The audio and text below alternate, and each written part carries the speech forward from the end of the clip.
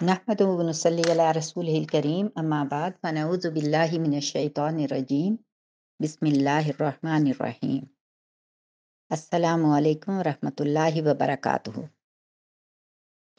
आज इफ्तार करने और कराने इफ्तार पार्टीज़ के मौजू पर कुछ बात कर लेते हैं। इफ्तार पार्टीज़ होनी चाहिए या नहीं, ये लेक्चर सुनने के बाद फैसला आप खुद करें। नो डाउट रोज़ा इफ्तार करवाना बड़े सवाब का काम है, लेकिन हम जिस तरह की इफ्तारियाँ करने और कराने में लगे हुए हैं, आजकल वो क्या सवाब का बायस हैं? खाना खिलाना बायसे सवाब है, लेकिन क्या ज़रूरी है कि इंतहाई पुरतकल्लुफ़ खाना हो जिसकी तैयारी में दिनों ज़ाया हो जाएँ? सिला रहमी की बहुत ताकीद है, लेकिन क्या सिला रहमी इफ्तार के वक़्त पूरी तैयारी के साथ ज़ेब व ज़ीनत वाला लिबास पहनकर, करके मिक्स गैदरिंग से होती है? आप सबको मालूम होगा कि एक इफ्तार पार्टी के लिए दिनों नहीं हफ्तों प्लानिंग, शॉपिंग और तैयारियां की जाती हैं और ज़हन इबादत और दुआओं के बजाय सारा वक्त इसी तैयारी में मशगूल रहता है। और फिर आपने जिनको बुलाया उन सब की इफ्तारी में जाना भी होता है।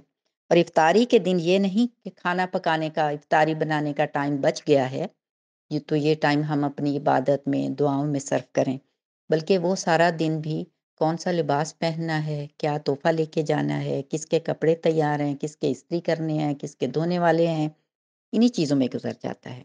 और इफ्तारी का सवाब तो हम इस तरह भी हासिल कर सकते हैं कि घर में अगर कोई मुलाज़िम है काम करने वाला, आपकी गली में कोई आता है, गली की सफाई करने वाला या जो जो भी हैं, कोई भी मुसलमान, आप उसको घर वालों के लिए अच्छी इफ्तारी बनाकर दे सकते हैं। इफ्तारी का सामान रोज़ाना अपनी मेड को इफ्तारी का सामान दे दें। इफ्तारी जब तैयार होती है, उसमें से उसके घर वालों के लिए दे दें, तो वो भी आपकी इफ्तारी हो जाती है और बाइसे सवाब है। बल्कि और ज़्यादा बाइसे सवाब है कि आप ऐसे लोगों को दे रहे हैं, जो मुस्तहिक हैं, जो अच्छा खाना अफ़ोर्ड नहीं कर सकते हैं। और फिर ये इफ्तारियाँ कराना और इफ्तारियों पे जाना, ये सिलसिला दराज़ होता चला जाता है, क्योंकि आपने जब इफ्तारी करवाई है तो ज़ाहिर है आपने बहुत सी फैमिलीज़ को बुलाया, दोस्तों को बुलाया, रिश्तेदारों को बुलाया। अब उन सब ने आपको भी अपनी इफ्तारियों में बुलाना है।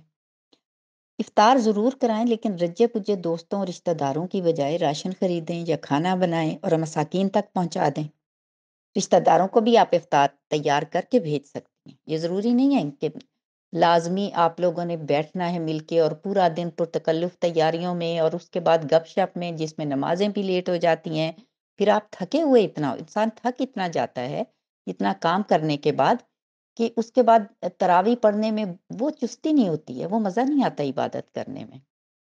लेकिन अगर आप आराम से आपने अपना एक टाइम टेबल बनाया हुआ है कि इस टाइम पे मैंने अपनी इफ्तारी बनानी है, सादा सादा इफ्तारी बनानी है, जो ग़िज़ाइयत वाली हो, पुरतकल्लुफ़ नहीं हो।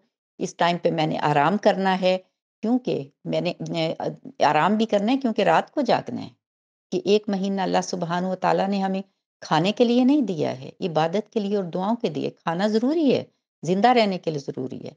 हमें ज़िंदा रहने के लिए खाना चाहिए, खाना खाने के लिए हम ज़िंदा नहीं हैं। और एक तहैया कर लें कि ना इफ्तारी के लिए जाना है इस महीने में, अभी से।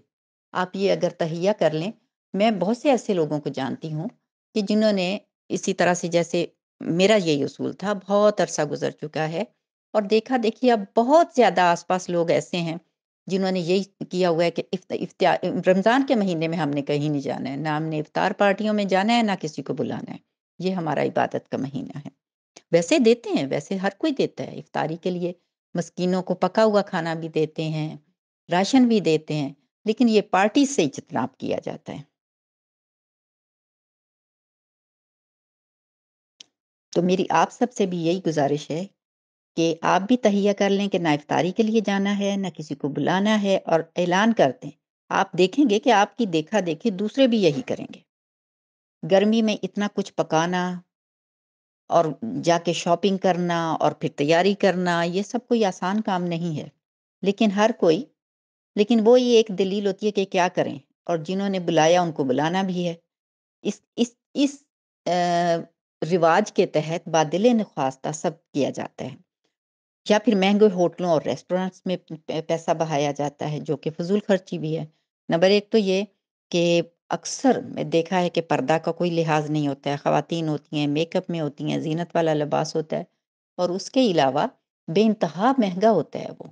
اتنا ہی پیسہ اگر آپ کسی کو راشن لے کے دے دیں تو پورے مہینے بھر کا کئی فیملیز کو آپ پورے مہینہ افطاری وہ آپ کے دیے ہوئے پیسے سے، آپ کے دیے ہوئے راشن سے پورا مہینہ وہ افطار بھی کر سکتے ہیں اور سحری بھی۔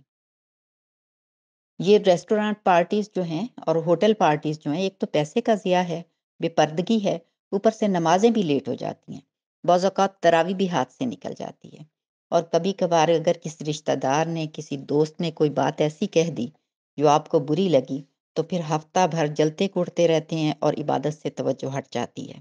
تو میری آپ سب سے درخواست ہے کہ جہاں تک بہت ضروری نہ ہو ان افطاریوں سے بچیں، اور وہ پیسہ مسکینوں کو کھانا کھلانے میں صرف کریں۔ اس مہنگائی کے دور میں جب کہ آٹا بھی ملنا محال ہے، اللہ سبحانہ و تعالیٰ آپ کو بے انتہا اجر سے نوازیں گے۔ السلام علیکم ورحمۃ اللہ وبرکاتہ۔